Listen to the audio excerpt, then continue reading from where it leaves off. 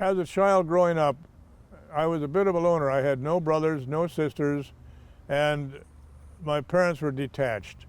I found that I felt as if I could be happier by leaving my home in Wauwatosa and going down into the Menominee River Parkway and walking along the riverbank, and eventually getting to the point where I could swim in the river in the summer, skate in the winter,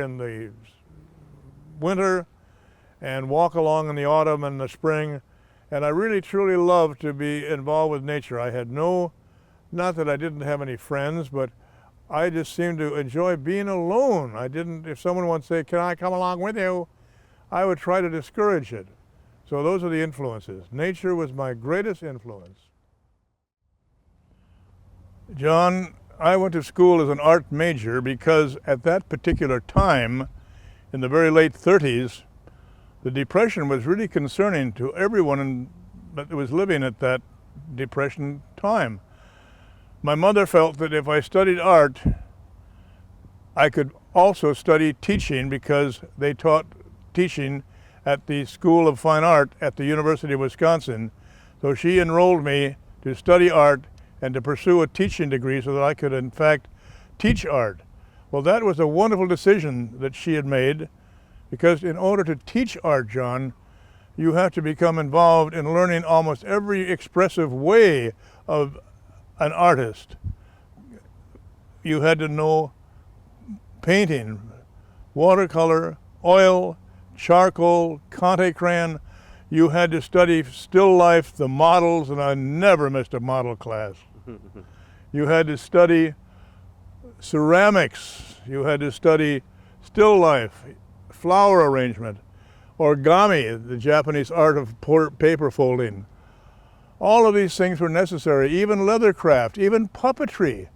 And you wonder, what am I doing here, studying puppetry and leathercraft? I'm supposed to be doing something of some real value, but being totally immersed in all of the requirements of teaching art to young people, I had to become adept at all of these forms.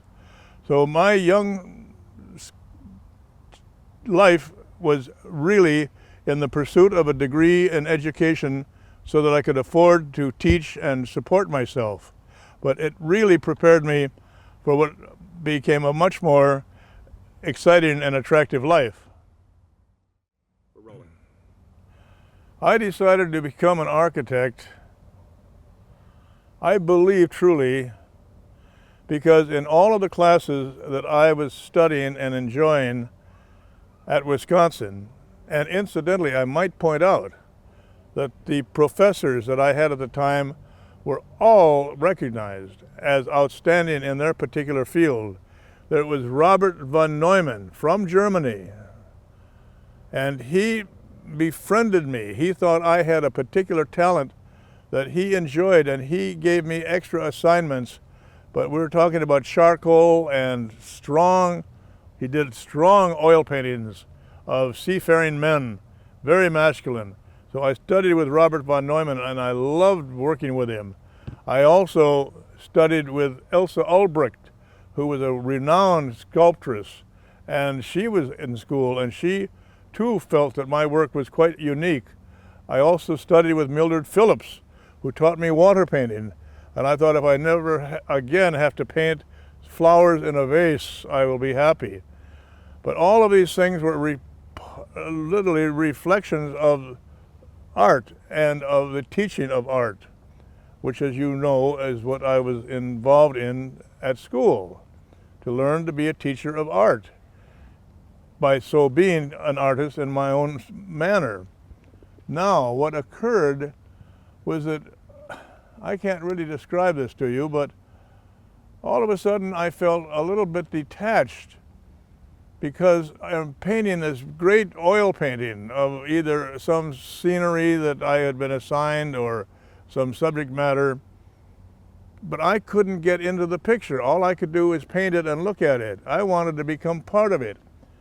So in my own mind, I said, wait a minute, the way to become part of something is to build it around you.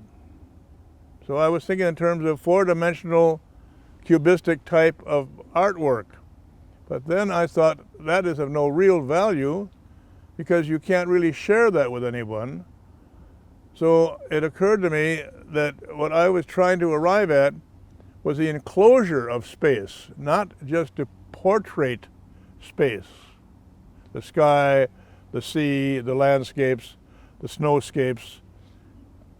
So therefore, indirectly, that led me to wanting to become an architect. And so I then, finishing my art training at Wisconsin, I chose to go into the field of architecture. But here's the unique thing about what you are asking me. This is not a point that I want to stress, but it's most important. The beauty of studying under wonderful people is that you admire them and you admire their creativity. And I learned that if one studies architecture, one must study with architects. And so I went to a school that took graduate students only. So all of my work as an architectural student was not lost, because at this particular school, which incidentally was Yale, Yale required that you have a degree. Well, my degree was in fine art. That's a good point. Almost all of the other fellows in the school, and it was an effete Eastern school, they were all Connecticut, Rhode Island, Newport. They're all very Eastern, and I was the Midwestern guy. But I would sit down at the drawing board and would get an assignment to design a building and make a drawing of the building in plan, but also how did it look? How did you see it when you approached it? And I would just sit there, pick up a pencil and draw the whole damn building as I saw it in my head. And all of the other students are struggling with big perspective charts which show how they can have vanishing points. And they looked over my shoulder and said, "How do you do that?" So immediately I had a tremendous advantage on the students who were my classmates. And so I wound up sketching over their drawings, helping them. So in a sense, I was teaching them as well as I was learning. Now that's unique. But actually what I said to them was, when you've done enough nudes and enough flowers and enough geometry and other mathematical situations, you just can do it. It's just like learning how to play music. It's very difficult at the beginning, but all of a sudden you could be Victor Borge. Who knows? I'm really very privileged. I'm blessed. Perhaps privileged is not the word. But remember, while I was studying art in Wisconsin, I had some of the finest artists in the world who at that time were teaching at Wisconsin. Von Neumann, Howard Thomas, Ms. Ulbrich, Mildred Phillips. Robert von Neumann was outstanding influence in my life. What do you think happened when I went to Yale? Most of your architectural schools in the East were all beholden to European architecture, totally beholden to it. But Yale, being as rich and prestigious as it is, could afford to engage the finest architects in the world to come to Yale in residence. So we had no faculty at Yale. Remarkable. And just ask me who I studied with. It's my favorite question, because I could say, well, I started with Ivar Aalto, who is one of the greatest of Finnish architects, and Pietro Belluschi, who is one of the greatest Italian architects. And we go to Corbusier, the famous French architect. And we go all the way down the line, and we go to Eero Saarinen, and we go to Lou Kahn, who is considered one of the finest of all museum architects. Charles Eames, the great furniture designer. On and on and on to Marcel Breuer, people from France, people from Germany, even Mies van der Rohe from the German school of German architecture. But in any case, what a wonderful experience. So all of these people had a definite influence on me, and I fell in love with each one of them as I was studying with them all night long in the drafting rooms of Yale. Black coffee, cigarettes, 3 o'clock in the morning, who cared? Because you were sitting next to Eero Saarinen, who designed the most magnificent buildings, and I'll tell you, it was quite a thrill. My first commission was not really a commission at all. When I graduated from Yale, I had the great fortune of having learned more about fine arts than any of the other students, so I was number one in the class. I was the golden boy. My marks were the highest and my awards were the highest, and the reaction of my teachers, all these fine architects, was the highest. So when I graduated from school, I was approached by all, what do they call them, headhunters, from Philadelphia, from New York, from Boston, from everywhere, Princeton. They all wanted me to come to work in their offices. I'm talking about people like Ed Stone, Philip Johnson, people of that nature, of that ilk. And I had read a great book called The Fountainhead by Ayn Rand, in which her hero, Howard Rourke, who is my hero, and of course you like to emulate your heroes. I had a few other heroes. Tarzan of the Apes was another of my heroes, truly and honestly. But in any case, this was a great opportunity for me to say no, because Howard Rourke would have said no. I will not work for your architectural firm because I am an architect. And I said just that. I said, thank you, Philip Johnson, and thank you, all of you beautiful people, but I am John Randall McDonald, and I am an architect, and I shall pursue it in my own manner. So I went back to Racine, Wisconsin, which fortunately was the home of the young Norwegian woman that I had married and who went with me through Yale, Josephine Elholm. And she's dearly loved to this day, Josephine Elholm. Every Napoleon has one. But in any case, I was very fortunate in the fact that I went back with no money, zero money. We had a little Scott Terrier which we had been given by one of the Guggenheims, a young Guggenheim who was studying ballet, and she had to go off to Europe, and she said, do you want our little Scott Terrier? Well, I'm a Scot, very proud of it. So I was very pleased. So we took the Scott, and the Scott Terrier's name was Gypsy Guggenheim III. So Gypsy, my wife Josephine, myself, and by this time we had enjoyed another activity, not just the art and music, and incidentally I was also a music minor, which is very, very important when you talk harmony, relationship, composing, and all of these things. We also composed a nice young lady named Karen, and she was named Karen Randall because our entire family was Randall McDonald. They came from the Clan Donald, the very first clan in all of Scotland. And I'm so proud of that that I named every one of my children Randall McDonald. Randall McDonald. It was Mark Randall McDonald, there was John Randall McDonald, there was Karen Randall McDonald, Jan Randall McDonald, Lynn Randall McDonald, and even Josephine Randall McDonald. Somewhere her poor maiden name was lost in the scramble of names.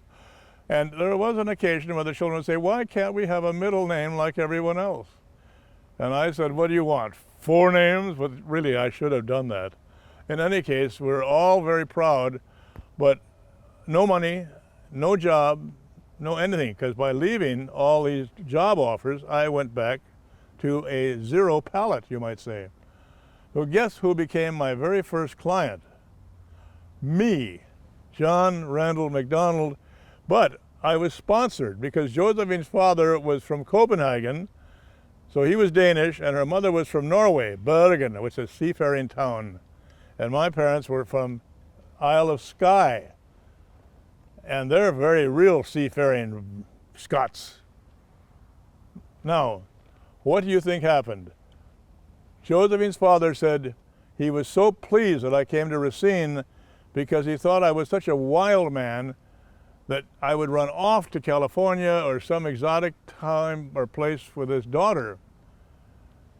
He said, if you come back, we have a little property on Lake Michigan, right on the lake, and we would give that to you. Do you know what a dowry is? I said, no. He said, it would be your dowry, we will give you the property, and perhaps we can even help you start a small home for yourself and my daughter, my only daughter, who we want back in Racine. Well, that did it, John. I became my own first client, and we designed the home, and you've been in it many times because I turned out not being quite capable of completing or even starting it, because before I could get to it, I had people asking me what I might do for them, and they seemed to like what I was doing, and we take it from there. So I was my first client, a very elongated answer to your simple question. Okay. Hallmarks of my work are identified even to this day because all of my clients were my age and none of them had any real amount of money. So I had to arrive at giving them what I felt they should have, which was totally beyond what is a conventional home. So in order to achieve the space that I wanted them to have and the drama of different levels, big roof overhangs, clear story lighting, in order to achieve that, I had to eliminate from my architectural drawing board all materials which are not essential to living in that house. I eliminated everything. I eliminated the sheetrock and the trim and the painting and the plastering, all the things, the fancy door knockers, the drapes that you have to for your picture windows. All of these things were eliminated, and I said, all I need are not all of these people running around nailing and so on. All I need is a good stonemason and a good carpenter and a good glazer. And a glazer is working with transparency, so that's not very difficult. But a good mason I found in Racine, a good carpenter, and I built a home of stone and wood and glass, stone and wood and glass. Someone said, what are your homes? I said, stone, wood, and glass. Why stone? Because when I was swimming up the Menominee River or hiking, I would see the stone coming out of the side of the riverbanks, and I loved it. Stone was the least costly material I could get because we would go and buy the rubble stone from the quarries, not the cut stone, which is terribly expensive. We would lay up the rubble stone, and that stone would give you the natural outcroppings which would catch the snow in the winter, and it had a very distinctive look. It looked like, as I say, natural outcroppings of stone, but they were physical walls. And then the glass would be woven in between, and then the carpenter would do the balconies, which might be covered with beautiful redwood. So my homes all had a distinctive look about them, which was simply that I had to come up with something which is totally natural, but the houses were shaped by the terrain. They were shaped by the terrain of the site. And I can't help but tell you that my homes improved the property on which they were built, and I can also tell you that the property on which they were built enriched my homes, because I so interwove the site with the home. The home grew out. If the site had a dip in it, the house bridged the dip, or it cantilevered beyond it, or it became part of it. And that's why each house was individual, because I never had two sites alike, nor did I ever have two clients who had the same requirements, nor did I have clients who had the same budgets. So to this day, some almost 60 years later, I've never had to repeat anything I've ever done. And my work now is starting to scatter throughout the country and now the world. So I just shake them out of my sleeve. Another hallmark, and these are very important, is the fact that I cannot design a home unless I intimately know the people who are going to be living in it. And I know them. I know their 2-year-old and their 4-year-old child. I know what they're aspiring. I know what the older people want. I become enamored with them. They become an ingredient. They are as important to me as the stone and the glass and the sunlight and the shadow. And this is wonderful because they get to love their home. I just left laying out a beautiful home down in Racine, and they are so excited because I have their young children who have become absolutely in anticipation of this home that they have already learned to live with, and yet we haven't built it. But because I involve them in my conferences, I make drawings and I show the children and the adults in the drawings so they relate to what I'm doing. It's not just, here's a builder and here's your house, thank you, let's go on to the next one. It's an intimate thing, and I use people like I use stone, and what I'm trying to imply is that they all are part of the same. I have a great affection for Japanese architecture. Yale studied European architecture, and they just did not acquaint you with anything beyond the Bauhaus or European sterility. Japanese architecture has a richness and a warmth because of their love of natural materials, beautiful wood, polished wood, Japanese shoji screens with the light transposing through them. I had books and I studied, and they call themselves in Japan the floating world, because when the horizon and the sea all surrounding all the islands of Japan, when they come together in the same absolute color, we call it the pewter period, where the whole from the base up to the top of the sky is all one color and there's no horizon. So you look across to see another island and it seems to be floating in the sky. So it's called the floating world. And they in turn interpret that to say, you see the land is there, that's one part land, the sky is there, and that's one part sky, and the sea is there, and that's one part. So as the Japanese philosophy of beauty is made up of the land and the sea and the sky, my homes are made up of the very same elements. I was very fortunate in the fact that my early homes were published in newspapers in Los Angeles and Boston, in New Mexico, as Sunday supplements, and I would start getting telephone calls. Mr. McDonald, we have a beautiful piece of property on the ocean in Santa Barbara, California. We see this home you designed in Lake Forest, Illinois, which is also on the lake. We love it. Would you come out to Santa Barbara and be our architect? Well, I was on the plane before they realized that I was no longer on the telephone. And so getting work in areas like Arizona versus Connecticut versus North Carolina versus Michigan, then down in Florida, I now was enjoying, you asked a question about is my work following a similar pattern?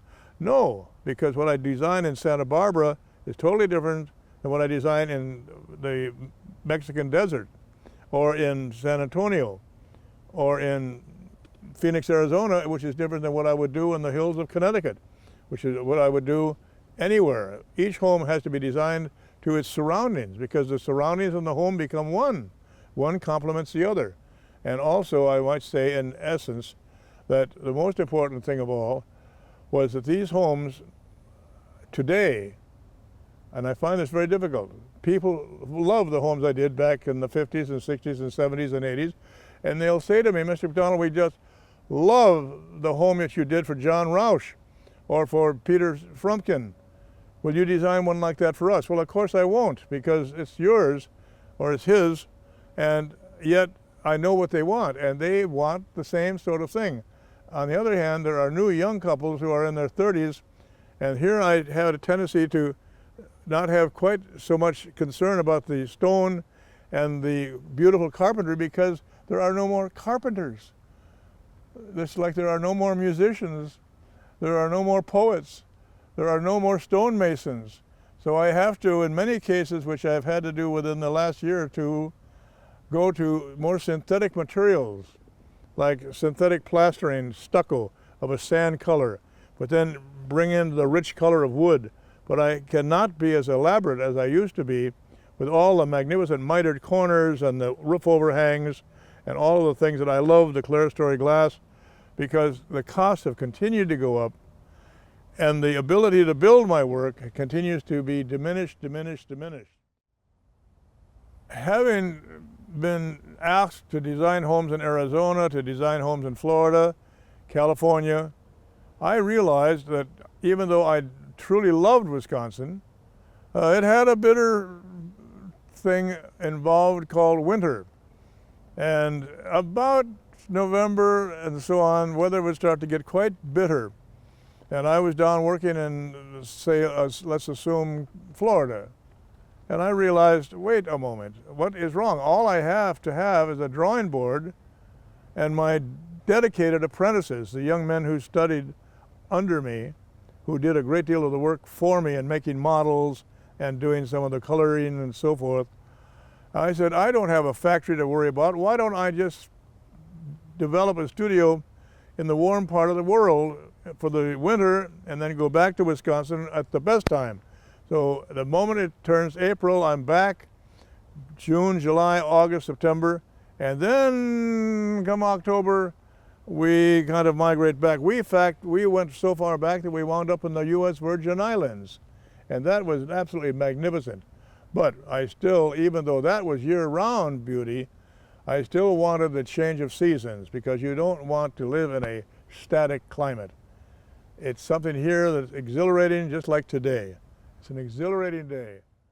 My greatest motivation is in the fact that as time goes on, and my work apparently has enriched itself insofar as the people who love it, I now have clients in their late 20s and their 30s and their 40s. I have people presently doing something for some 75-year-old couple who want to build in Colorado. And I'm working with all of these various people. Each one has a different budget. We have different materials to work with, different locations. And that motivation is enough that I'm being given an opportunity of creating continuously. I have never left the drawing board in 60 years. I have always found there, and I don't have an office. My office is wherever I am. However, I've always had a beautiful studio in which we have the great drawing boards and all of the apprentices. How I love my apprentices, because they're dedicated young people who want to study architecture and become architects in their own right. Some of the biggest and most successful firms in this Milwaukee and Chicago area were my apprentices 20, 30 years ago. Some of the biggest firms in this town. In any case, that's my motivation, is the fact that I have the privilege of continuing to become involved in new and exciting work, new budgets, new materials, new contractors. Here I am today giving the same pitch to a contractor, which I did for 2 hours yesterday afternoon, saying, look, you're telling me this house is going to cost $150 a square foot? You're out of your mind. Tell me why. Well, because that's what our houses cost. And yours should cost a lot more because they're different, they're custom. I said, mine are original, but they are affordable.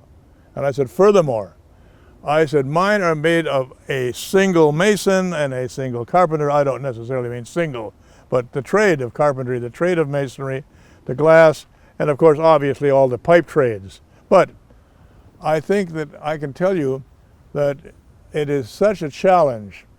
Now, I'm down at this moment in the Wisconsin area, a lot in Racine, here in Milwaukee, up in Sheboygan, and in Madison. I have work in all of those places, and it appears as if the state of Wisconsin is pleased, because I've always been in Wisconsin. I've always practiced from Wisconsin, and even though I had established a studio on the lake, one part water, on Lake Michigan in Racine, that was my studio. I went to Florida and I practiced on the beach at Clearwater, Sarasota area, and in each case I found an old great building that I could take over, an old Florida building, and I made it into a studio, and my men set up the drawing boards, and we had great fun. And I went even as far as to take them down to the Virgin Islands, which was really quite an exciting appearance. But I've always been at a studio as I am now.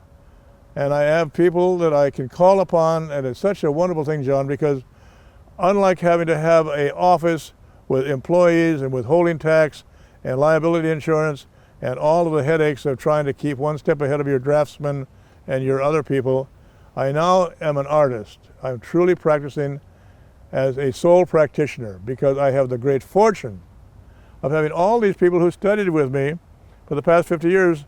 They're all getting quite old, but there are youngsters now coming up who want to come in and work with me. So I have this complete range from 20 to 70 of people who are my helpers.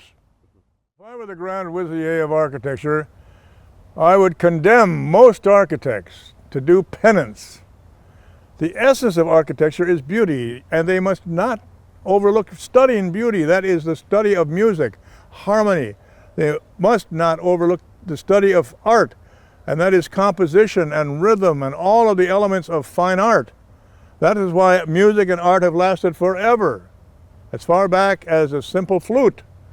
Now then, that is what I would do. I would say, before you become and study architecture, study music and study art, in that order. Or the music and art confuse, but do it And the other thing is obviously that you must be aware of the importance of a client. You must get to know your client intimately. We hug, we embrace. Remember, we have a home called Clodagh. Clodagh, it's a miserable name, but it means to embrace. It's a hexangular shape, and actually is a Norwegian word for, or Scot word in fact, for embracing.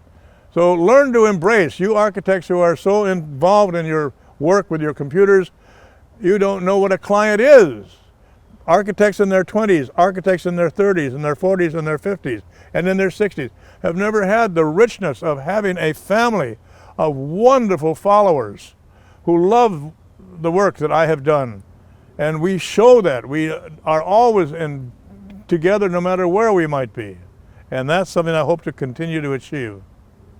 I want people to remember me 500 years from now as they remember me now. What I'm implying is that they remember seeing what I did, and that brought them to me in the first place because they liked it and they wanted me to do it for them. That enriched my life. But they said, how did he ever think of this? Look at the beautiful way that sunlight travels down the stone. Look at the way you can see the snowflakes fall in the snow. It is something that I want to be remembered by, not what I am, but what my buildings are and what they continue to say over the next 500 years. And they will last that long. Most of them are only 50 years old. They're youngsters. They're youngsters in architecture. But their very essence is beauty. That is the obligation of architecture, to create beauty. That's harmony, music, and art.